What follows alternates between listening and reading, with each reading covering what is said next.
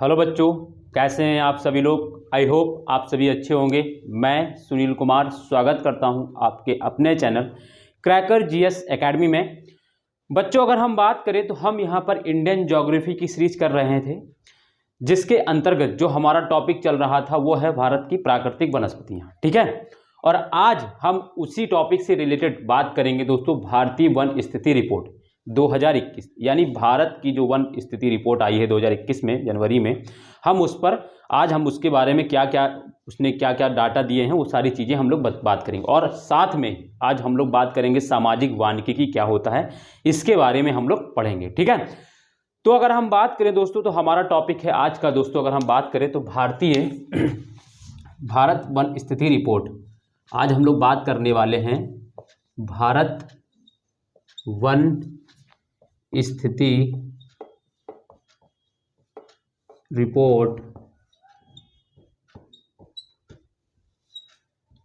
2021।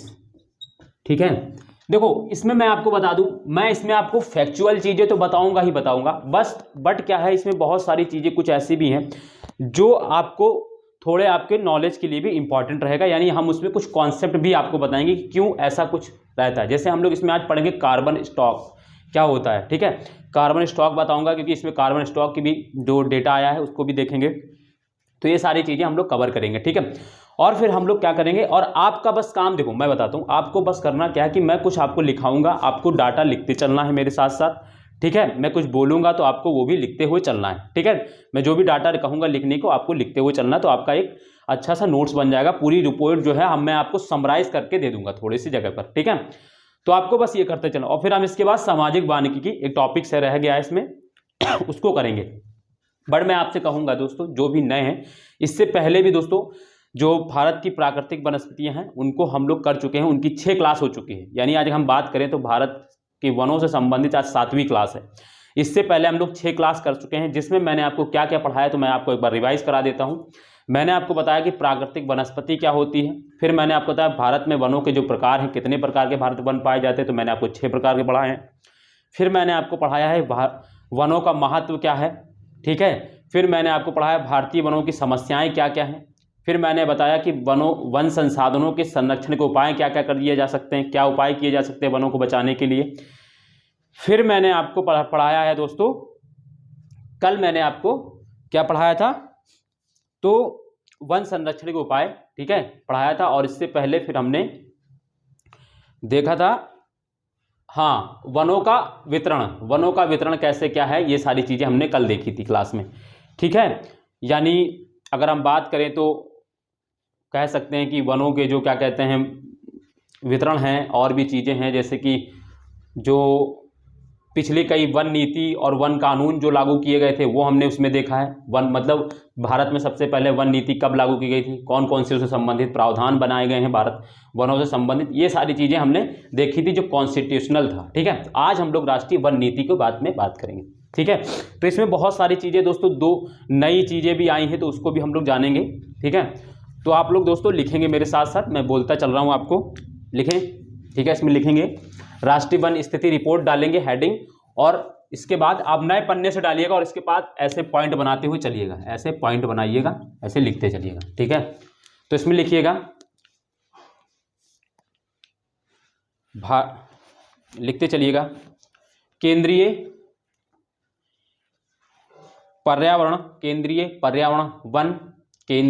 पर्यावरण वन तथा जलवायु परिवर्तन मंत्रालय ने 17वीं, इसको याद रखना है, कौन सी रिपोर्ट जारी की है, तो 17वीं भारत वन स्थिति रिपोर्ट 2021 जारी की है। केंद्रीय पर्यावरण वन तथा जलवायु परिवर्तन मंत्रालय ने 17वीं भारत वन स्थिति रिपोर्ट 2021 जारी की है।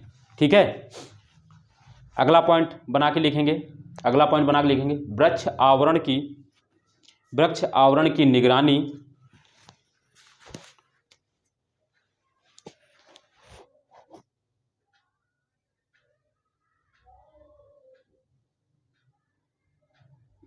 वृक्ष आवरण की निगरानी तथा वन आवरण की निगरानी, वृक्ष आवरण की निगरानी तथा वन आवरण की निगरानी भारतीय वन सर्वेक्षण विभाग, भारतीय वन सर्वेक्षण विभाग, भारतीय वन सर्वेक्षण विभाग, भारतीय वन सर्वेक्षण विभाग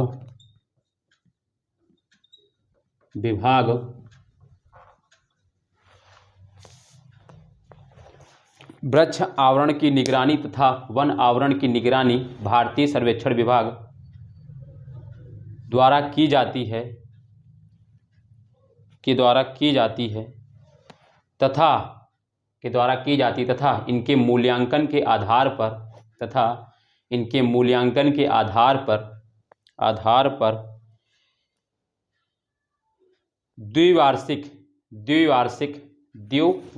द्विवर्षीय मतलब या ऐसे लिखिएगा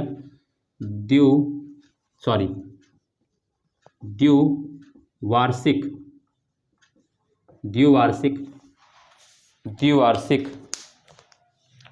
रूप से रिपोर्ट प्रकाशित करता है। द्विवार्षिक रूप से रिपोर्ट प्रकाशित करता है, यानी वन स्थिति रिपोर्ट प्रत्येक 2 वर्ष में आती, हर वर्ष नहीं आती, प्रत्येक 2 वर्ष में जो क्या है भारतीय वन स्थिति रिपोर्ट जारी की जाती है। कौन करता है? तो भारतीय वन सर्वेक्षण विभाग जो है इसको प्रकाशित करता है। ठीक है, और किस मंत्रालय के अंतर्गत आता है? तो केंद्रीय पर्यावरण वन तथा जलवायु परिवर्तन मंत्रालय के अंतर्गत आता है। ठीक है, तो कौन करता है, किस मंत्रालय के अंतर्गत आता है और कितने वर्षों में करता है, ये आप समझ गए होंगे। ठीक है, इसके बाद एक और पॉइंट लिखेंगे, अगला पॉइंट लिखेंगे, पहली भारतीय वन स्थिति रिपोर्ट, पहली भारतीय वन स्थिति रिपोर्ट पहली भारतीय वन स्थिति रिपोर्ट 1987 में जारी की गई थी। पहली भारतीय वन स्थिति रिपोर्ट कब जारी की गई थी? तो 1987 में, इस चीज को याद रखना है। ठीक है, पहली भारतीय वन स्थिति रिपोर्ट 1987 में जारी की गई थी। ठीक, ये हो गया। अब ये तो कुछ हमने रिपोर्ट के बारे में जान ली, कब जारी की गई थी, कब पहली बार जारी की गई थी, कौन करता है, किस मंत्रालय के अंतर्गत आता है, कितने वर्षों में करता है, ये सारी चीजें हमने देख ली। ठीक है, अब हम लोग इसके आंकड़े देखेंगे। 2021 ऐसे लिख लेंगे, ऐसे बना के आंकड़े। अब आंकड़े समझ ही रहे किसके हम लोग लिखने जा रहे हैं, 2021 किसके? वन स्थिति के। ठीक है, अब इसमें हम लोग पॉइंट करके लिखेंगे, ऐसे करके लिखेंगे। नवीनतम लिखेंगे, नवीनतम पहला पॉइंट बना के लिखेंगे, नवीनतम रिपोर्ट के अनुसार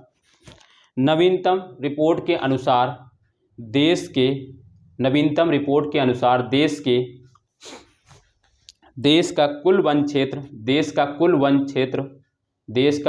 क्षेत्र और वृक्ष आवरण, देश का कुल वन क्षेत्र तथा वृक्ष आवरण कितना है? तो अगर हम बात करें तो 80.9 मिलियन हेक्टेयर, 9 मिलियन हेक्टेयर कितना है? 80.9 मिलियन हेक्टेयर है। यह देश के है 9 मिलियन हेक्टेयर है। ठीक है, यह देश के कुल भौगोलिक क्षेत्रफल का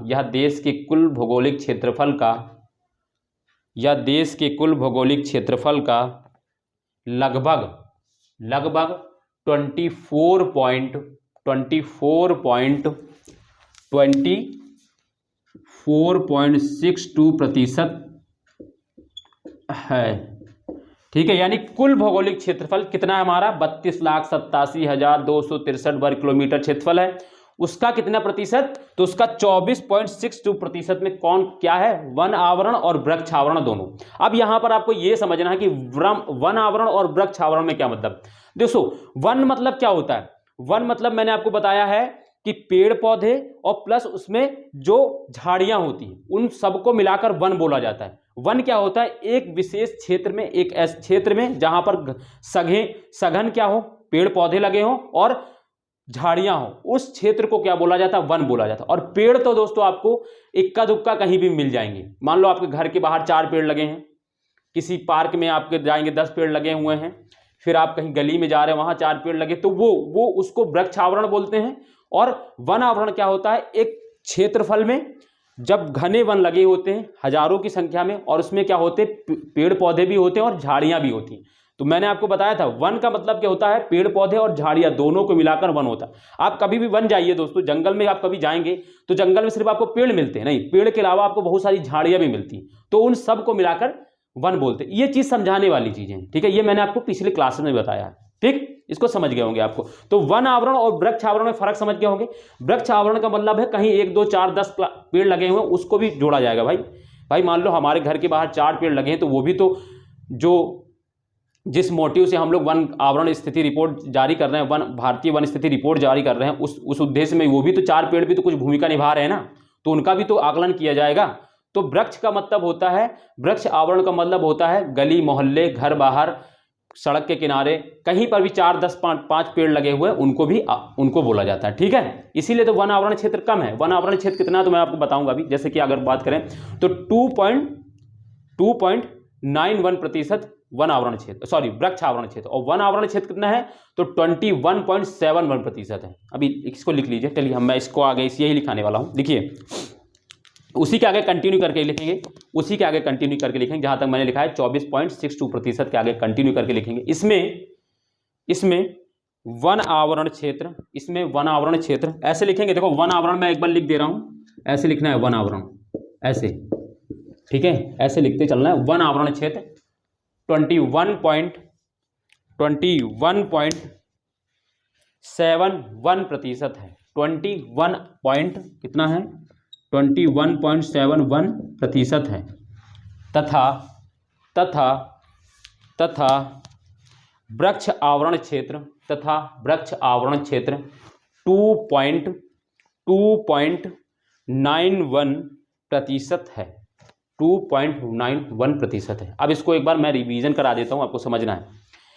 मैंने कहा है कि भारत में के कितने, अगर मिलियन हेक्टेयर की बात करें तो 80.9 मिलियन हेक्टेयर में क्या है, भारत के कुल क्षेत्रफल में क्या है, वन आवरण है। अगर प्रतिशत में निकालेंगे तो कितना निकल रहा है, वन आवरण एवं वृक्ष आवरण है, दोनों मतलब, ठीक है। और अगर हम इसी को प्रतिशत में निकालते हैं वृक्ष आवरण एवं वन आवरण को भारतीय कुल भौगोलिक क्षेत्रफल में, तो कितना है 24.62%। लेकिन इसमें भी वन आवरण एरिया ज्यादा है। वन आवरण एरिया कितना है तो 21.71% है, और वृक्ष आवरण एरिया कितना है तो 2.91% है। इसको आप समझ गए होंगे। और मैंने ये भी बता दिया कि वृक्ष आवरण का मतलब क्या है और वन आवरण का मतलब क्या है, ठीक है। इसके आगे बात लिखेंगे, इसके आगे एक दूसरी हेडिंग डालेंगे। अब बनाएंगे कुल, हेडिंग बनाएंगे इस तरीके से ब्लैक पेन से, कुल, ठीक है। अब ये वन स्थिति रिपोर्ट के अंतर्गत आ रहा है, बट मैंने आपको डिवीजन कर करके अलग अलग कर दिया कि आपको पढ़ने में समझने में सुविधा हो। लिखेंगे कुल वन एवं वृक्ष आवरण में वृद्धि, कुल वन एवं वृक्ष आवरण में वृद्धि, कुल वन एवं वृक्ष आवरण में वृद्धि, ठीक है। इसमें पॉइंट लिखेंगे, सब पॉइंट लिखेंगे। अब नीले पेन से सब पॉइंट लिखेंगे, इसमें सब पॉइंट लिखेंगे। भारतीय वन स्थिति रिपोर्ट 2019 की तुलना में, भारतीय, इससे पहले 2019 में जारी की गई थी ना, 2000 वर्ष में जारी की जाती, तो भारतीय वन स्थिति रिपोर्ट 2019 की तुलना में, भारतीय वन स्थिति रिपोर्ट 2019 की तुलना में देश के कुल एवं वृक्ष आवरण में, देश के कुल वन एवं वृक्ष आवरण में, भारतीय वन स्थिति रिपोर्ट 2019 की तुलना में देश के कुल वन एवं वृक्ष आवरण में कितने प्रतिशत, कितने वृद्धि हुई है तो 2261 किलोमीटर वर्ग किलोमीटर, 2261 वर्ग किलोमीटर, 2261 वर्ग किलोमीटर, ठीक है, 2261 वर्ग किलोमीटर की वृद्धि हुई है। यानी कुल वन आवरण एवं वृक्ष आवरण में पिछले साल से कितने एरिया में वृद्धि हुई है तो 2261 वर्ग किलोमीटर में वृद्धि हुई है। यानी वनों का जो विकास, जो पेड़ लगाना या पेड़ पौधे लगाने का जो उद्देश्य है हमारा बढ़ रहा है, यानी हमारे में वृद्धि हुई है, घटा ही नहीं है, ठीक है। ये लिख लिया होगा। फिर इसके बाद अगला पॉइंट इसी में लिखेंगे। इसमें अगला पॉइंट ऐसे डॉट करके बनाएंगे, जैसे ये बना लिया था, दूसरा ये डॉट बनाएंगे। इसमें अब इसमें देखेंगे वन आवरण में कितना वृद्धि हुई है और वृक्ष आवरण में कितनी वृद्धि हुई। इसमें वन आवरण में इसमें से वन आवरण में 1540 वर्ग किलोमीटर, इसमें से वन आवरण में 1540 किलोमीटर वर्ग किलोमीटर 1540 वर्ग किलोमीटर एवं वृक्षों के आवरण में इसमें से वन आवरण में 1540 वर्ग किलोमीटर एवं वृक्षों के आवरण में 761 वर्ग किलोमीटर 761 वर्ग किलोमीटर की वृद्धि देखी गई है। ठीक है, टोटल कितना था 2261 था, जिसमें से वन आवरण कितना है 1540 वर्ग किलोमीटर, वृक्ष आवरण कितना है तो 761 किलोमीटर। ये सारी चीज़ें याद रखिएगा, किसी भी पेपर में पूछा जा सकता है, ये बहुत इंपॉर्टेंट रिपोर्ट है। ठीक है, अब आप लिखेंगे, अब हेडिंग डालेंगे वन आवरण में वृद्धि। अब हेडिंग डालेंगे, ठीक है, लिखते चलेंगे फटाफट। ये डाटा है थोड़ा सा, ठीक है, इसमें कुछ बताने वाला इतना ज़्यादा है नहीं, डाटा है भाई, अब उसमें तो मैं कोई चेंज कर नहीं सकता। वन आवरण वृद्धि या कमी दर्शाने वाले राज्य, ऐसे लिखेंगे, हेडिंग डालेंगे वन आवरण में वृद्धि या कमी दर्शाने वाले राज्य, या कमी दर्शाने वाले राज्य,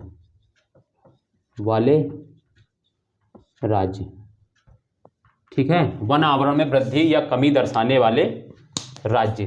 ठीक, चलो इसमें लिखेंगे पहला पॉइंट, इसमें ऐसे करके लिखेंगे, पहले ऐसे ये लिख लिया, अब इसमें ऐसे लाइन खींच देंगे ब्लैक पेन के बाद, इसके बाद ऐसे लिखेंगे वन आवरण में, लिखेंगे वन आवरण में, मैंने बता दिया वन आवरण कैसे लिखेंगे बार बार। वन आवरण में वृद्धि दर्शाने वाले शीर्ष 3 राज्य हैं। वन आवरण में वृद्धि दर्शाने वाले यानी ग्रोथ यानी वृद्धि दर्शाने वाले शीर्ष 3 राज्य हैं के बाद ऐसे करके और यहाँ से वन लिखेंगे। पहला कौन सा है तो आपको पता होगा शायद, अगर करंट अफेयर पढ़ रहे होंगे तो पहला है आंध्र प्रदेश।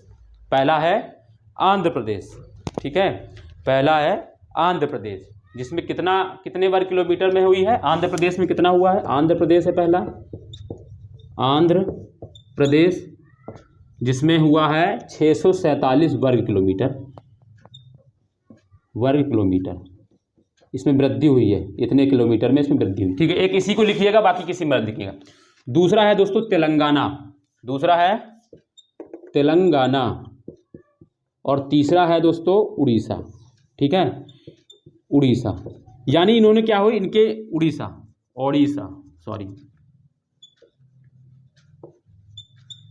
ओडिशा यानी इनके क्या हुई, इनमें बराबर वृद्धि हुई है। ठीक है, इनमें वृद्धि हुई है।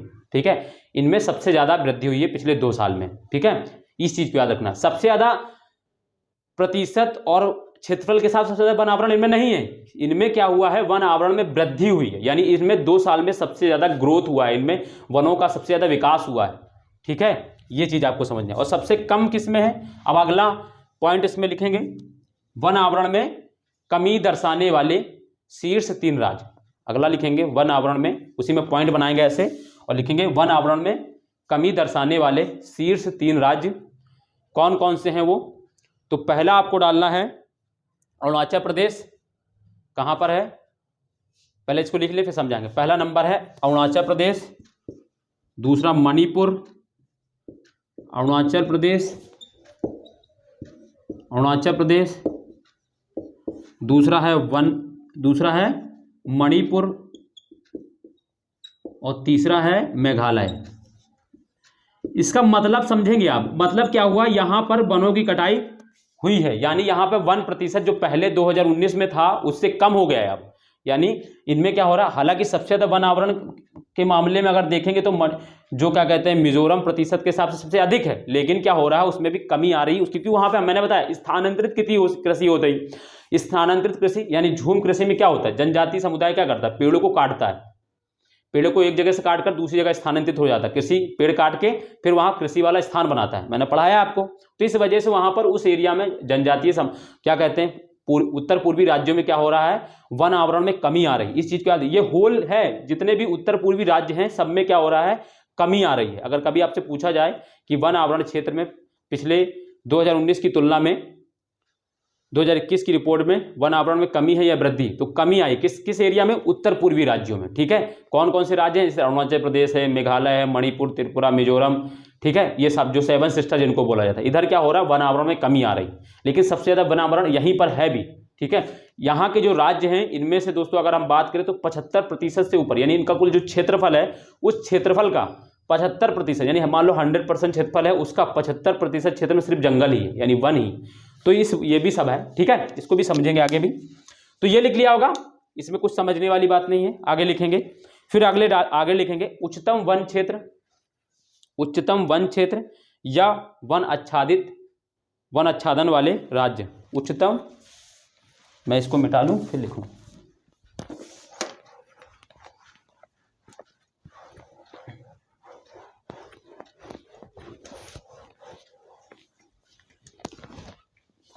उच्चतम वन क्षेत्र या आच्छादन, हेडिंग डालेंगे आप फिर से ब्लैक पेन से, उच्चतम वन क्षेत्र या आच्छादन वाले राज्य, आच्छादन वाले राज्य। ठीक है, यहां पर लाइन बनाएंगे इस तरीके से और फिर इसमें पहला पॉइंट लिखेंगे क्षेत्रफल की दृष्टि से, लिखेंगे क्षेत्रफल की दृष्टि से, क्षेत्रफल यानी एरिया, क्षेत्रफल की दृष्टि से वन आवरण के मामले में शीर्ष 5 राज्य। क्षेत्रफल की दृष्टि से वन आवरण के मामले में, क्षेत्रफल की दृष्टि से वन आवरण के मामले में शीर्ष 5 राज्य, शीर्ष 5 राज्य डैश करके लिखेंगे। और इनको मैं जैसे लिख रहा हूं वैसे लिखिएगा, जैसे मैं लिख रहा हूं दोस्तों आप भी वैसे ही इनको लिखिएगा, जैसे कि मैं लिख रहा हूं, लिख लिया होगा वो। इसके बाद लिखेंगे मध्य प्रदेश, पहला जो है क्षेत्रफल के हिसाब से सबसे ज्यादा वन आवरण इसी के पास है। मध्य प्रदेश के बाद अरुणाचल प्रदेश, ऐसे बना के लिखिएगा, लिखिएगा, क्योंकि आपसे क्वेश्चन में भी ऐसा ही पूछा जा सकता है। दूसरे नंबर पर आता है अरुणाचल प्रदेश, ठीक है, और तीसरे नंबर पर आता है दोस्तों, कौन सा आता है, छत्तीसगढ़, छत्तीसगढ़। चौथे नंबर पर आता है उड़ीसा, चौथे नंबर पर आता है उड़ीसा, ठीक है, चौथे नंबर पर आता है उड़ीसा, और 5वें नंबर पर आता है महाराष्ट्र। ठीक है, ऐसे ही लिखिएगा, ठीक है, आपको मैं बता रहा हूं। आप चाहें तो ऐसे भी लिख सकते हैं 1 2 3 ऐसे 4 5 करके, बट मैं ऐसे इसलिए लिख रहा हूं क्योंकि कभी कभी क्या होता है ऐसे ही क्रम में दे दिया जाता है। अदरवाइज वैसे भी आप लिख लें, कोई दिक्कत नहीं है, ठीक है, बट मैंने ऐसे लिखा है तो उसका कुछ पर्पज है।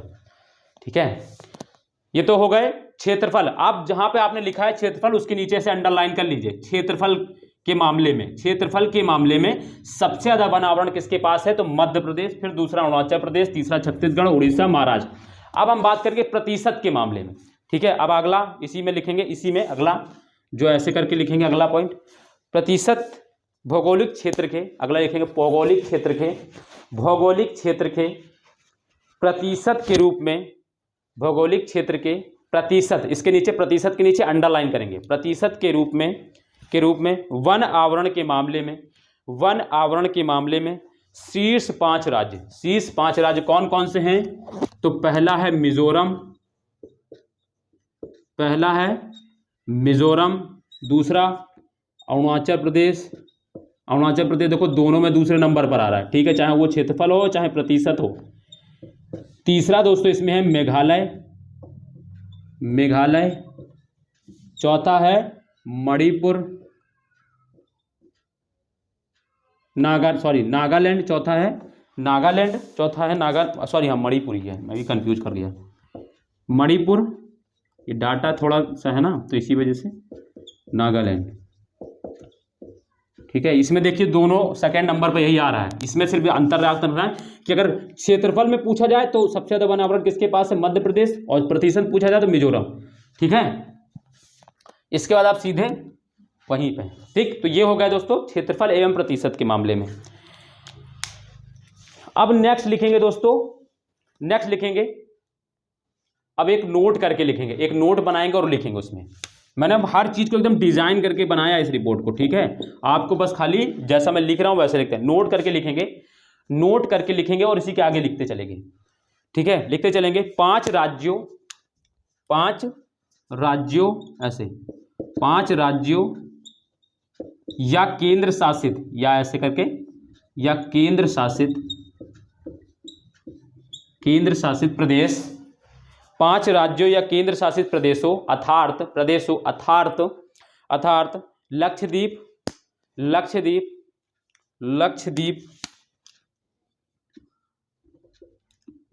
लक्षद्वीप, मिजोरम, अंडमान एवं निकोबार, मिजोरम के बाद लिखेंगे अंडमान एवं निकोबार द्वीप समूह, अंडमान एवं निकोबार द्वीप समूह, अरुणाचल प्रदेश तथा मेघालय में अंडमान एवं निकोबार द्वीप समूह, अरुणाचल प्रदेश तथा मेघालय में 75% से अधिक वन क्षेत्र हैं। मैंने क्या बताया था, कुछ राज्य ऐसे भी हैं जिनमें क्या है, कुल एरिया का उनका 100% मान लो एरिया है, उसका 75% एरिया में सिर्फ वन ही लगे हुए हैं, सिर्फ वन ही है, ठीक है। तो ये है इंपॉर्टेंट, इसीलिए मैंने आपको लिखा है 5 राज्य ऐसे हैं जिनमें 75% से, इनके एरिया का 75% से अधिक जो है वन आवरण है, ठीक। ये लिख लिया।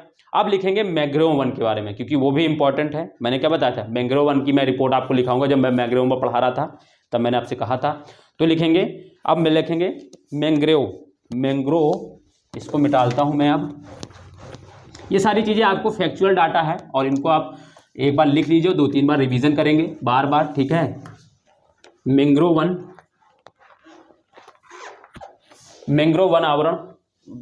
आवरण में वृद्धि, ठीक है। इसमें लिखेंगे, हेडिंग डालेंगे मैंग्रोव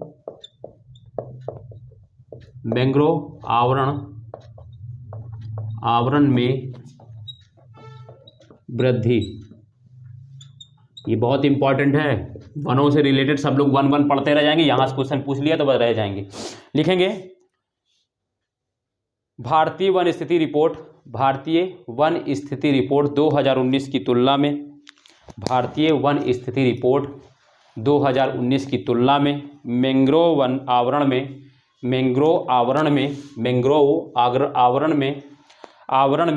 17 वर्ग किलोमीटर।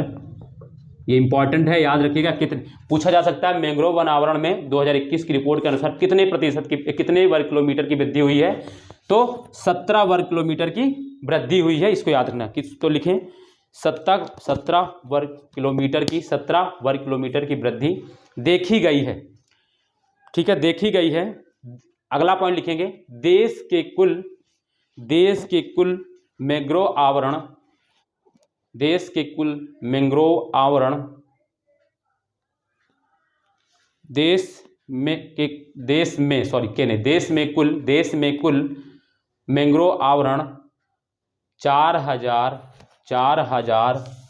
4,992 वर्ग किलोमीटर है। यानी हमारे पास भारत का कुल कितना एरिया है, पूरे भारत में कितना है, तो 4,992 वर्ग किलोमीटर में मैंग्रोव वन है।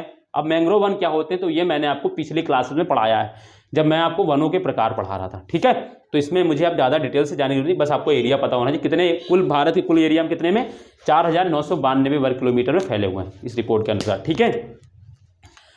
अगला लिखेंगे, अगला इसी में लिखेंगे, मैंग्रोव आवरण में वृद्धि प्रदर्शित करने वाले, पॉइंट बना के लिखेंगे, मैंग्रोव आवरण में वृद्धि प्रदर्शित करने वाले, प्रदर्शित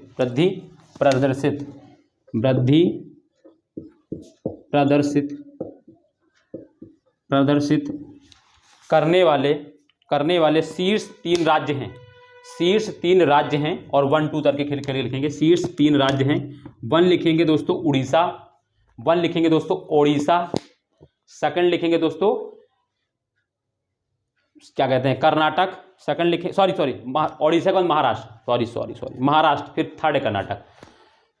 पहला उड़ीसा, सेकंड महाराष्ट्र, थर्ड कर्नाटक। पहला उड़ीसा, सेकंड महाराष्ट्र और थर्ड जो है कर्नाटक। ठीक है, कर्नाटक में क्या है, इनमें जो क्या हुई है पिछले 2 वर्ष में क्या हुआ, मैंग्रोव वन में वृद्धि हुई है। अब अगर हम बात करें तो उड़ीसा में 8 वर्ग किलोमीटर की वृद्धि हुई है, केवल 8 वर्ग किलोमीटर। महाराष्ट्र में 4 वर्ग किलोमीटर की वृद्धि हुई है और जो कर्नाटक राज्य है उसमें 3 वर्ग किलोमीटर की वृद्धि हुई है। बट आपको ये याद नहीं रखना, आपको याद रखना है कि किन राज्यों में मैंग्रोव वन में वृद्धि हुई है। तो 3 राज्य आपको बताया मैंने, उड़ीसा, महाराष्ट्र एंड कर्नाटक। अब इसके बाद हम लोग जान लेंगे भारत के किन राज्यों में मैंग्रोव वन ज़्यादा है। यहाँ तो वृद्धि हुई है, मगर कौन से ऐसे राज्य जिनमें मैंग्रोव वन सबसे अधिक पाया जाता है क्षेत्रफल के हिसाब से, उसको लिखेंगे सर्वाधिक मैंग्रोव, पॉइंट इसी के आगे बना के लिखेंगे, सर्वाधिक मैंग्रोव वन क्षेत्र वाले शीर्ष राज्य हैं। सर्वाधिक मैंग्रोव वन क्षेत्र वाले शीर्ष राज्य हैं। कौन कौन सा है? पहला लिखेंगे पश्चिम बंगाल के 43% से ज़्यादा अधिक क्षेत्रफल में दोस्तों क्या है, मैंग्रोव वन है। तो पहला लिखेंगे पश्चिम बंगाल, दूसरा लिखेंगे गुजरात, तीसरा लिखेंगे अंडमान निकोबार। पहला है पश्चिम बंगाल, दूसरा है गुजरात, तीसरा है अंडमान निकोबार द्वीप समूह, चौथा है आंध्र प्रदेश। तो भारत में सर्वाधिक मैंग्रोव वन क्षेत्र वाले शीर्ष राज्य मैंने बता दिए 4, आपको पता होना चाहिए। पहला पश्चिम बंगाल, जिसमें मैंने आपको बताया कि 43% क्षेत्रफल से ज़्यादा में क्या है, मैंग्रोव वन है। सेकंड गुजरात है, थर्ड अंडमान निकोबार द्वीप समूह है, चौथा जो है आंध्र प्रदेश है। ठीक है, अब इस रिपोर्ट में एक इंपॉर्टेंट चीज याद रखना है कि अब अगला इसमें बना के लिखेंगे,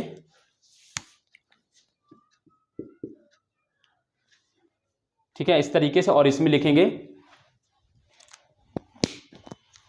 इसकी कुछ प्रमुख विशेषताओं में, जैसे कि अगर आप जानेंगे तो इस बार इसने क्या किया, पहली बार क्या हुआ है, इन्होंने क्या किया है, टाइगर रिजर्व, टाइगर गलियारे और एशियाई गिरवन के जो वन है, इस गिरवन है जो जहाँ पे एशियाई शेर रहते हैं, वहाँ के भी वन आवरण को आंकलित किया है। पहली बार 2021 में पहली बार टाइगर रिजर्व, टाइगर गलियारे और इस गिर फॉरेस्ट जो है जहाँ पे एशियाई शेर रहते हैं, वहाँ के वन आवरणों को भी शामिल किया गया है। तो इसको ही लिखना, ये इंपॉर्टेंट है, पूछा भी जा सकता है क्योंकि पहली बार इसको जारी किया गया है। ठीक है, तो लिखेंगे हेडिंग बना के टाइगर रिजर्व या गलियारे, हेडिंग बना देंगे टाइगर रिजर्व या गलियारे, और उसमें पॉइंट बनाएंगे टाइगर रिजर्व या गलियारे, और उसमें लिखेंगे पहला पॉइंट लिखेंगे हेडिंग बना के, इसी में पहला पॉइंट लिखेंगे भारतीय वन स्थिति रिपोर्ट 2021, भारतीय वन स्थिति रिपोर्ट 2021 में पहली बार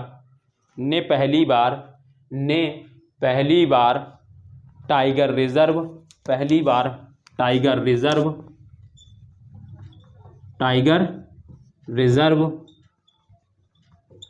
कॉमा टाइगर गलियारे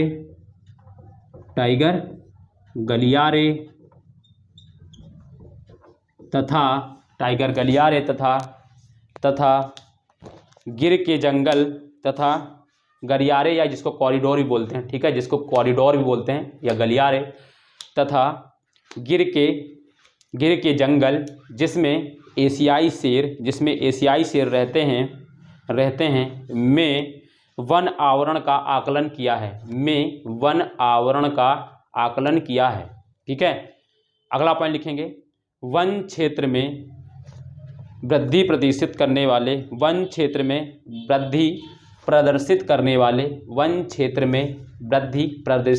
वाले शीर्ष 3 टाइगर रिजर्व हैं। कौन कौन से टाइगर रिजर्व हैं, याद रखना, जिसमें वन आवरण में वृद्धि हुई है, याद रखना। शीर्ष 3 टाइगर रिजर्व कौन कौन से ऐसे हैं, मैं अभी बताऊंगा, जिनमें क्या हुआ, वन आवरण में वृद्धि हुई है। ठीक है, मैं इसकी एक मोटी आकलन भी बताऊंगा। ठीक है, इसको लिखेंगे वन क्षेत्र में वृद्धि प्रदर्शित करने वाले शीर्ष 3 टाइगर रिजर्व हैं। पहला लिखेंगे बुक्सा टाइगर रिजर्व, पहला है बुक्सा टाइगर रिजर्व, मैं लिख दे रहा हूं, पहला है बुक्सा टाइगर रिजर्व। ठीक है, सेकंड जो है अन्नामलाई टाइगर रिजर्व, ये इंपॉर्टेंट है, अभी मैं अन्नामलाई टाइगर रिजर्व,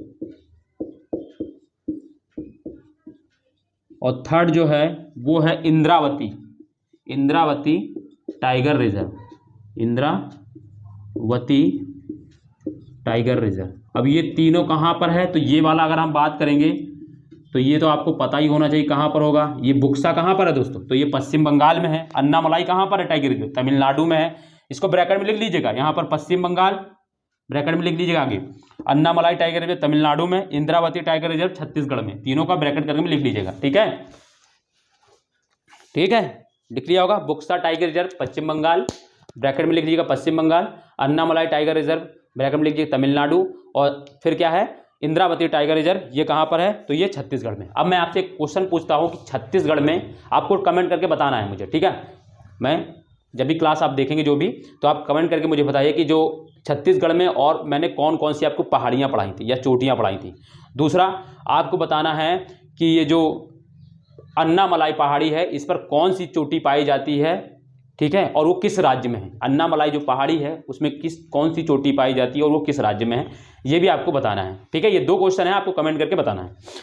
तो ये समझ में आ गया होगा कि बुक्सा टाइगर रिजर्व ये इंपॉर्टेंट है, आपसे पूछा जा सकता है कि निम्नलिखित में से किस टाइगर रिजर्व में वन आवरण क्षेत्र में वृद्धि देखी गई है भारतीय वन स्थिति रिपोर्ट 2021 के अनुसार, ठीक है। किसी भी प्रकार से क्वेश्चन बना सकते हैं, तो आपको बताना है Buxa tiger reserve, Annamalai tiger reserve, Indravati tiger. अब यहां पर एक चीज जान लो दोस्तों, 52 टाइगर रिजर्व हैं, जिसमें से दोस्तों 20 टाइगर रिजर्वों में, 20 टाइगर रिजर्व में क्या किया गया है, उसमें वृद्धि देखी गई है, वनों में वृद्धि देखी गई। बट 32 जो टाइगर रिजर्व है उनमें क्या हो, वनों का ह्रास देखा गया। अब वो मोटा मोटा है, उसको मत लिखे, बट ये मैंने आपको लिखा दिया, उसको समझा दिया, ठीक है।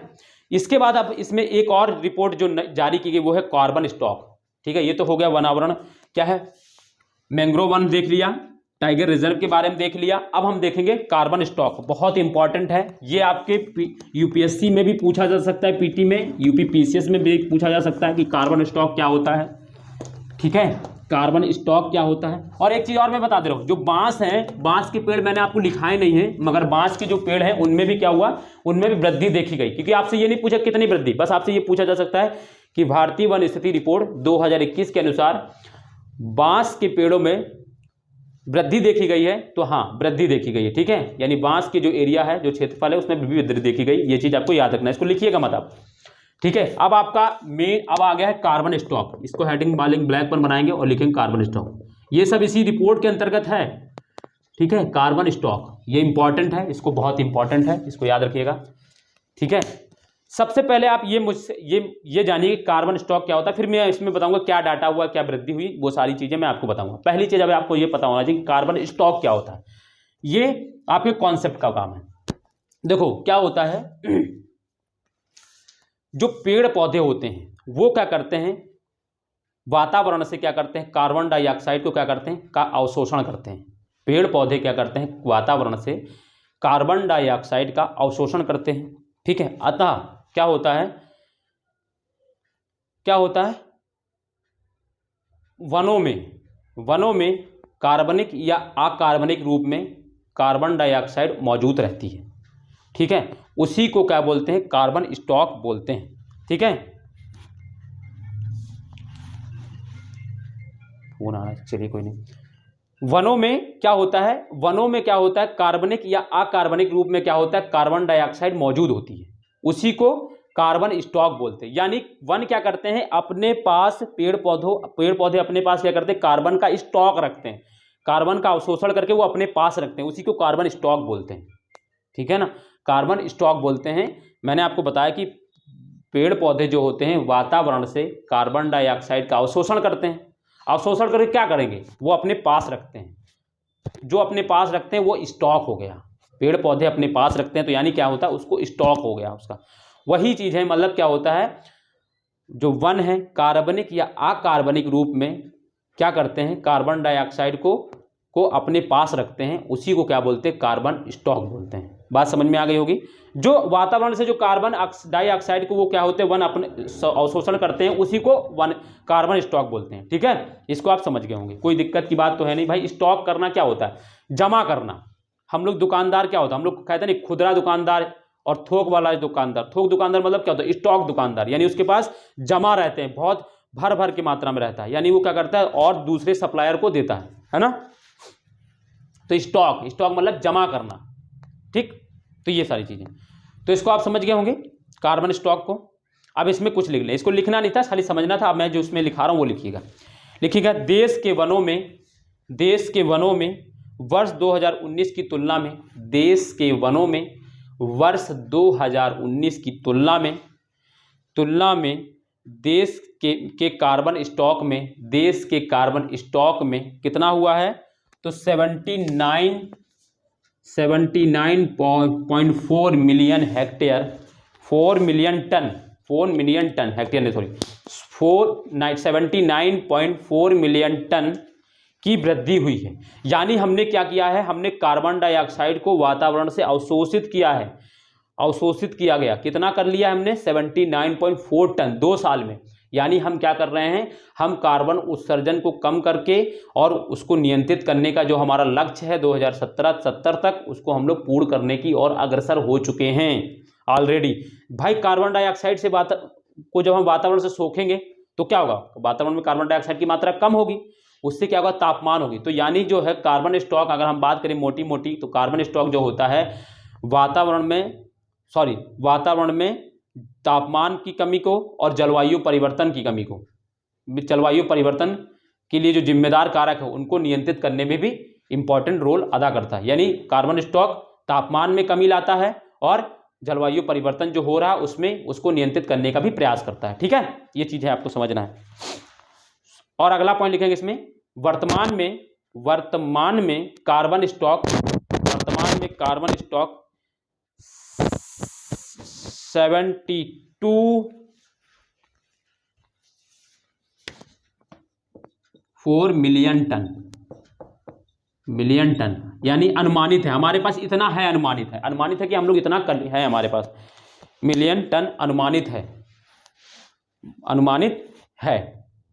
ठीक है, अनुमानित है। तो ये हो गई दोस्तों भारतीय वन स्थिति रिपोर्ट की पूरी जानकारी, क्या डाटा है, किस किस चीज में जारी की गई, क्या होता है, ये सारी चीजें मैंने आपको बता दी, ठीक है। अब इसके आगे हम लोग लिखेंगे दोस्तों सामाजिक वानिकी, क्योंकि आज हमारा मोटिव है कि आज हम इसको खत्म करेंगे, तो आज इसको हम लोग खत्म करके ही जाएंगे। सामाजिक वानिकी क्या होता है, बहुत थोड़ा सा है, 2 पेज में आपका समझ जाएगा, ठीक है। सामाजिक वानिकी क्या होता है इसको समझ लेते हैं, ठीक है। अब हम लोग आगे पढ़ने जा रहे हैं दोस्तों। ये तो भारतीय वन स्थिति रिपोर्ट हो गई। और दोस्तों मैं आपको बता दूं, इससे पहले भी बहुत सारी क्लासेस हो चुकी हैं, आप उनको जरूर करें और आप उनको अपना नोट्स भी बना लें। जैसे कि यहाँ बना रहे हैं वैसे ही मैंने वहाँ भी बनवाए, वहाँ तो मैं खुद से लिख के बनवा रहा था, यहाँ पे डाटा है तो यहाँ पे डाटा को क्या लिखेंगे अब हम बार बार वही चीज़ है, ठीक है। तो इसी वजह से मैं बोल दे रहा हूँ, अदरवाइज पीछे जो आप क्लास देखेंगे तो मैं खुद से डायग्राम बनाकर खुद से ही लिखा हूँ मैंने पूरा बोर्ड्स पे। तो आपको क्या करना है, पीछे की क्लास भी देखते रहना है। और मैं क्या करूँगा, इसी वीडियो के डिस्क्रिप्शन लिंक में मैंने, क्योंकि प्लेलिस्ट बना दी है, तो आपको प्लेलिस्ट इसी वीडियो के डिस्क्रिप्शन में लिंक शेयर कर दूंगा उस वीडियो मतलब प्लेलिस्ट की, तो आप वहां से जाके क्लासेस देख सकते हैं। लगभग 60 से ज़्यादा क्लासेस हो चुकी हैं अभी तक, लगभग 60 से ज़्यादा इंडियन ज्योग्राफी की क्लास हो चुकी है, जिसमें हम लोग बहुत कुछ पढ़ चुके हैं, ठीक है। और दोस्तों अगर सेशन अच्छा लग रहा हो तो वीडियो को दोस्तों लाइक करें, कमेंट करें और वीडियो को शेयर भी कर दें, ठीक है। तो हम बात करने जा रहे हैं अब सामाजिक वानिकी की। ये इंपॉर्टेंट भी है और ये सरल भी है। सामाजिक वानिकी यानी अगर बात करें सोशल फॉरेस्ट्री, ठीक है, सोशल फॉरेस्ट्री, सामाजिक वानिकी। इसको जाने पहले होता क्या है। सामाजिक वानिकी का मुख्य लक्ष्य जो है पेड़ पौधे लगाना, और पेड़ पौधे लगाने में जन भागीदारी को बढ़ाना इसका मुख्य लक्ष्य है। और इस जन भागीदारी के तहत लोगों को, महिलाओं को, ठीक है, और सामाजिक संगठनों को और गैर सरकारी संगठनों को भी जोड़ने का इसमें लक्ष्य रखा गया है, ठीक है। यानी अगर मैं बात करूं, सामाजिक वानिकी का मुख्य उद्देश्य जो है पेड़ पौधे लगाना और पेड़ पौधे लगाने के प्रति लोगों में जागरूकता पैदा करना, ठीक है, जिसके तहत सामाजिक संगठन और गैर सरकारी संगठनों को भी इसमें शामिल करना है, ठीक है, ताकि पेड़ पौधे लगाने में हम लोग ज़्यादा कारगर काम कर सकें, ठीक है। और ये जो सामाजिक वानिकी के कार्यक्रम हैं, ये 1976 में राष्ट्रीय राष्ट्रीय कृषि आयोग ने पहली बार बताया था। आपको यह याद रखना कि सामाजिक वानिकी शब्द का प्रयोग सबसे पहले राष्ट्रीय कृषि आयोग ने किया था, ठीक है, ना कि पर्यावरण वन मंत्रालय ने किया था, ठीक है। आपको याद है भारतीय वन सर्वेक्षण विभाग ने भी नहीं किया था, सबसे पहली बार राष्ट्रीय कृषि विभाग ने, ठीक है, राष्ट्रीय कृषि विभाग ने आयोग ने सॉरी राष्ट्रीय कृषि आयोग ने शब्दावली का प्रयोग किया था, ठीक। फिर क्या हुआ था, इसको दोस्तों जो सामाजिक वानिकी है इसको 3 भागों में बांट के पढ़ा जाता है। मैं आपको पहले पढ़ा देता हूं फिर लिखा भी दूंगा, पहले समझ लें, ठीक है। 3 भागों में बांटकर पढ़ा जाता है। पहला जैसे इसमें बात किया जाता है, पहले इसमें देखा जाता है ग्रामीण वानिकी, ठीक है, ग्रामीण वानिकी। दूसरा है शहरी वानिकी।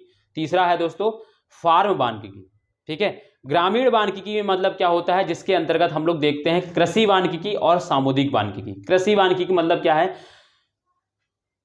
पेड़ पौधे लगाना, बंजर भूमि, गांव में जो सामुदायिक एवं बंजर भूमि होती है वहां पेड़ पौधे लगाना, और उसी के साथ साथ पेड़ पौधों के साथ साथ फसल भी उगाना, यानी फसल और पेड़ पौधे एक साथ उगाना, ताकि क्या हो सके, हमें खाद्यान्न की प्राप्ति भी हो सके, खाद्यान्न मिल सके, ठीक है, इमारती लकड़ी प्राप्त हो सके, ठीक है, और ज़्यादा से ज़्यादा भूमि का हम लोग उपयोग कर सके खाद्यान्न उत्पादन में, ठीक। सड़कों के किनारे गाँव में पेड़ पौधे पेड़ लगाना, कुएं तालाबों के किनारे पेड़ लगाना, ये सब ग्रामीण जो कृषि वानिकी है उसके अंतर्गत किया जाता है। दूसरा फिर इसी के अंतर्गत जो आता है सामुदायिक वानिकी। सामुदायिक वानिकी का मतलब क्या है कि जो गांव की सामाजिक जो सामुदायिक जो जमीन होती है, ठीक है, जो जैसे स्कूल हैं गांव में होते हैं, विद्यालय होते हैं गांव में, ये क्या होता है सारे समाज के लोगों का होता है। सामुदायिक वानिकी में सारे समाज के लोगों का होता है। तो इसमें क्या होता है कि हमें क्या होता है, जो सामुदायिक भूमि है उसमें पेड़ लगाना, खेतों क्या कहते हैं कुछ विद्यालय हैं उनमें पेड़ लगाना, ठीक है। तो इस तरीके से ये सामुदायिक वानिकी के अंतर्गत आता है। फिर हम बात करें शहरी वानिकी, तो शहरी वानिकी की मतलब इसमें क्या करना होता है, इसमें करना ये होता है कि हमें शहर में जो सड़क के किनारे जो हरित पट्टी होती है, जो सड़क के किनारे जो जगह बच्चे होते हैं उनमें पेड़ लगाना, औद्योगिक क्षेत्रों में पेड़ लगाना, जहाँ पे बड़े बड़े इंडस्ट्री लगे हैं वहाँ पे भी पेड़ लगाना, ठीक है। तो ये सारा कुछ वहाँ पे किया जाता है। और फिर जैसे हम बात करें फार्म वानिकी की मतलब क्या होता है, फार्म वानिकी का मतलब क्या होता है कि जो फार्म मतलब क्या है, जो वन है, जो जैसे कि मान लो कोई ऐसा एरिया है जहाँ पर फसल नहीं उगाया जा सकता है, तो वहाँ पर क्या करें, जो किसान हैं अपनी अनुपजाऊ भूमि पर पेड़ लगाएं। फार्म का मतलब क्या होता है, कुछ उत्पादन करना, यानी हमें लाभ की प्राप्ति हो। फार्म में देखो क्या होता है, फार्म क्या होता है, एक इंडस्ट्री की तरह होता है, जिसमें क्या होता है हम कोई चीज़ उगाते हैं उसको लाभ की तरह काम में लाते हैं। यानी हम क्या करें, जैसे हर तरीके, जैसे क्या होता है स्टील इंडस्ट्री है और भी इंडस्ट्री तो होती है, ऐसे हम क्या करें वनों को उगाने के लिए एक फार्म बना देते हैं, ताकि जो अनुपजाऊ भूमि है उस पर वन उगा दें। वन उगाने के बाद क्या होगा, वो जब बड़े होंगे तो उनकी कटाई के माध्यम से क्या होगा, उस किसान को आय की प्राप्ति हो जाएगी, ठीक है। तो इसी को फार्म वानिकी बोलते हैं। और इसके लिए क्या किया गया है, वन विभाग को जो छोटे एवं जो मध्यम जो किसान हैं, छोटे एवं जो मध्यम किसान हैं, उनको क्या किया गया, मुफ्त में पेड़ पौधे प्रदान करना, ताकि वो क्या हो सके, जो अपनी अनुपजाऊ भूमि है उस पर पेड़ लगाएं, और पेड़ लगाकर क्या करें, वहाँ पर पेड़ जब बड़े हो जाएं तो उनको काट कर उनको क्या हो, उनको एक आय भी प्राप्त हो जाए, ठीक है। तो ये फार्म वानिकी का है। तो ये 3 तरीके, और ये सब किया किसकी सहायता से, तो ये जो है स्वीडन एवं कनाडा की सहायता से किया गया है, ठीक है। मतलब जो तकनीक है उनकी, कनाडा एवं जो स्वीडन की तकनीक है उसके आधार पर ये किया गया है। और वित्तीय सहायता जो है हमें कौन प्रदान कर रहा है, तो हमें प्रदान कर रहा है दोस्तों विश्व बैंक, ठीक है। विश्व बैंक क्या कर रहा है, हमें इस प्रोजेक्ट को चलाने के लिए हमें क्या कर रहा है, सहायता प्रदान कर रहा है। और ये केंद्र प्रायोजित, यानी ये केंद्र की योजना है, ठीक है, सरकार की राज्य सरकार की नहीं, ये केंद्र सरकार की योजना है, ठीक है। और हमें अब तक सबसे ज़्यादा सफलता किसमें मिली है, तो कृषि वानिकी में सबसे ज़्यादा सफलता मिली। मैंने आपको समझा दिया, पूरा समझा दिया, बस यही है सामाजिक वानिकी, ठीक है। अब चाहे इसको शब्दों में लिख लो या कुछ भी कर लो, ठीक। अब इसको शब्दों में लिख लो फटाफट, चाहो तो लिख लो फटाफट, चलो लिखो लिखो, मैं बोल दे रहा हूँ। सामाजिक वानिकी हो गया, अब इसका लिखना शुरू करें। लिखें सामाजिक वानिकी, ऐसे ऐसे करके बनाइएगा, देखो ऐसे पॉइंट बनाएंगे, लिख लिया जैसे ये, अब यहाँ पे ऐसे पॉइंट बना के लिखते चलिए। सामाजिक वानिकी सामाजिक वानिकी की शब्दावली का प्रयोग, सामाजिक वानिकी शब्दावली का प्रयोग सबसे पहले 1976 के कब शुरू किया गया था? 1976 में। तो मैंने कल 2-3 दिन पहले ही बता दिया था। 1976 के राष्ट्रीय कृषि आयोग, ये इंपॉर्टेंट, इसको याद रखें, राष्ट्रीय कृषि आयोग ने किया था। क्योंकि क्वेश्चन आपसे पूछ सकता है कि सामाजिक वानिकी की शुरुआत किस आयोग ने की थी। तो आपसे कहीं वन संरक्षण विभाग दे दे, कहीं पर्यावरण मंत्रालय दे दे, तो ये सबको याद रखना है कि राष्ट्रीय कृषि विभाग ने, आयोग ने किया था। ठीक है, ने किया था। अगला पॉइंट लिखेंगे, इस कार्यक्रम का उद्देश्य पेड़ लगाने को प्रोत्साहित करना। इस कार्यक्रम का उद्देश्य पेड़ लगाने को प्रोत्साहित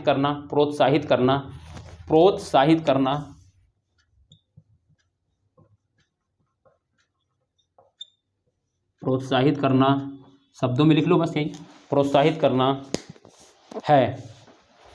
है। आगे लिखें, वन रोपण को ऐसे लिखेंगे, वन रोपण को जन आंदोलन बनाना इस नीति का लक्ष्य है ना। ठीक है, वन रोपण को जन आंदोलन बनाना इस नीति का लक्ष्य है। अगला पॉइंट लिखेंगे, इसमें गैर सरकारी संगठनों का भी सहयोग लिया जा रहा है। ठीक है, जैसे एनजीओज हैं, वो क्या होते हैं? गैर सरकारी संगठन होती हैं एनजीओज। ठीक है, तो उन एनजीओज को भी इसमें सहायता ली जा रही है। ठीक है, की भी सहायता, इसमें गैर सरकारी संगठनों का भी सहयोग लिया जा रहा है।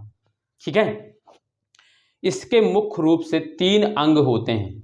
ठीक है, इसके मुख्य रूप से 3 अंग होते हैं। पहला शहरी वानिकी, दूसरा ग्रामीण वानिकी, तीसरा फार्म वानिकी, ऐसे लिखना, फार्म वानिकी। ठीक है, ये 3 वानिकी है, इसमें पता रहना है। अब पहला डालें दोस्तों शहरी वानिकी, उसमें कुछ लिख लें।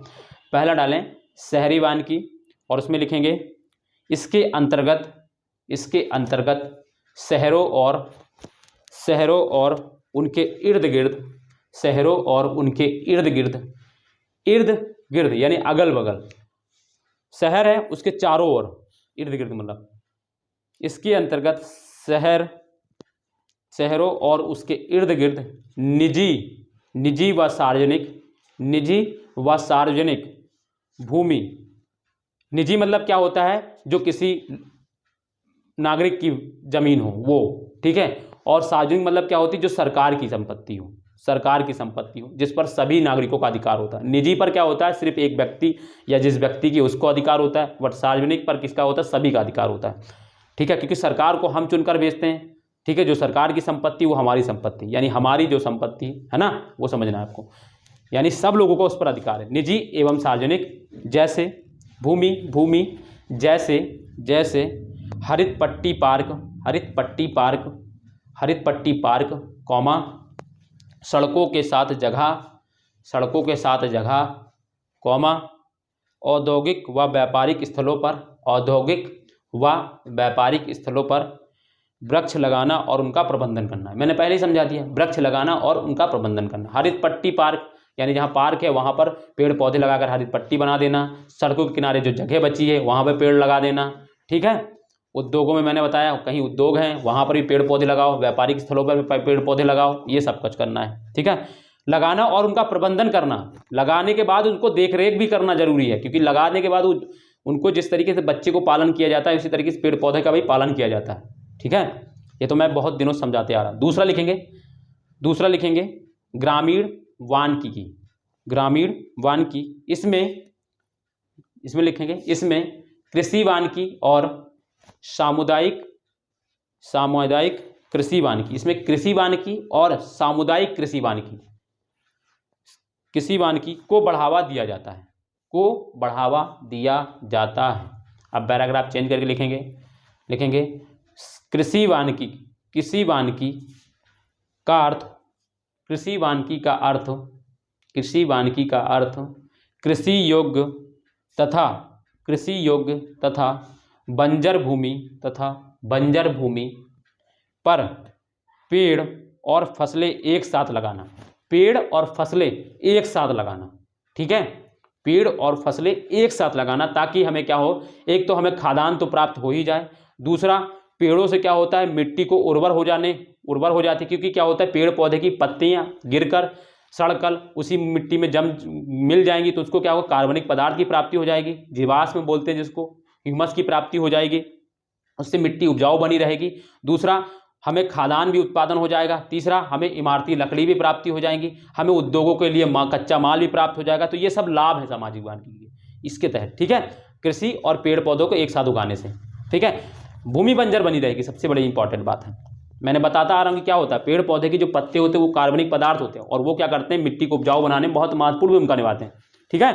पिछली कई क्लासों से मैं ये सारी चीजें बताते हुए आ रहा हूँ, ठीक है। चौथा, फिर इसके बाद पैराग्राफ चेंज करके लिखेंगे सामुदायिक कृषि वानिकी, पैराग्राफ चेंज करके लिखेंगे सामुदायिक कृषि वानिकी में सार्वजनिक भूमि, सामुदायिक मतलब क्या होता है, सार्वजनिक में भूमि, जैसे गांव चारागाह किसी एक का तो होता नहीं, वो किसका होता है, वो सभी का होता है, सामुदायिक लोगों का होता है। गांव चारागाह, कौमा मंदिर भूमि, भाई मंदिर है, किसी एक के लिए तो मंदिर बनाया नहीं जाता, मंदिर में सभी लोग जाते हैं, मंदिर भूमि, कौमा सड़कों के दोनों ओर, गांव में भी सड़क होती है उनके दोनों ओर, कौमा नहर किनारे, नहर होती सर गांव में, नहर किनारे, कौमा रेल की पटरी के साथ, मतलब गांव में कहीं रेल भी होगा, रेल की पटरी के साथ, और विद्यालयों में पेड़ लगाना शामिल है, ये सब क्या होती है, ये सामुदायिक भूमि, सामुदायिक चीजें होती हैं, ये किसी एक पर्सन की नहीं होती, ना तो रेल की पटरी, ना तो विद्यालय हो सकता है किसी निजी व्यक्ति का होगा, लेकिन सरकार की जो संपत्ति होती है वो निजी होती है। गाँव में सरकारी जो विद्यालय हैं उनमें पेड़ लगाना, नहरों के किनारे पेड़ लगाना, सड़कों के किनारे पेड़ लगाना, ये क्या होता है, सार्वजनिक संपत्ति होती है, सारी सबका अधिकार होता है इस पर, तो इसके किनारे पेड़ लगाना, इसका उद्देश्य पूरे समुदाय को लाभ पहुंचाना है, तो सामुदायिक कृषि वानिकी समझ के, बहुत आसान है कृषि वानिकी, इसको इतना टफ नहीं है। थर्ड लिखेंगे दोस्तों फार्म वानिकी, और इसमें लिखेंगे इसके अंतर्गत किसान अपने खेतों में व्यापारिक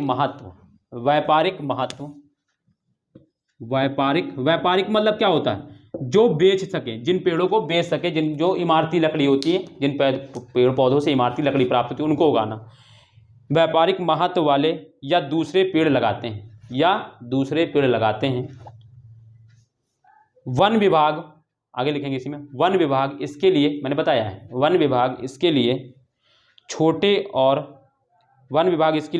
और मध्य किसानों को निःशुल्क पौधे उपलब्ध कराता है। मैंने बताया ना, वन विभाग क्या होता है, इसके लिए छोटे एवं मध्यम किसानों को निःशुल्क पौधे प्राप्त कराता है, ताकि वो जाके अपने वहाँ लगाएं, वो बड़े हो जाएंगे तो उनको वो काट कर बेच सकेंगे, ठीक है, ये है। इसके बाद लिखेंगे अगला पॉइंट, अब ये तो हो गया 3, अब फिर तरीके से पॉइंट बनाएंगे, लिखेंगे कनाडा और स्वीडन, वही जो मैं बता रहा था, मैं सारा कुछ बता चुका हूँ, बस आपको लिखना है। कनाडा और स्वीडन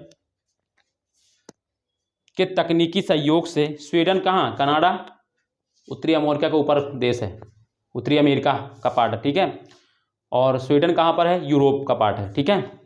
स्वीडन की राजधानी क्या है ये मुझे बताएंगे आप सभी लोग कमेंट करके, ठीक है। तो कनाडा और स्वीडन के तकनीकी सहयोग से चलाया जाने वाला सामाजिक वानिकी केंद्र प्रायोजित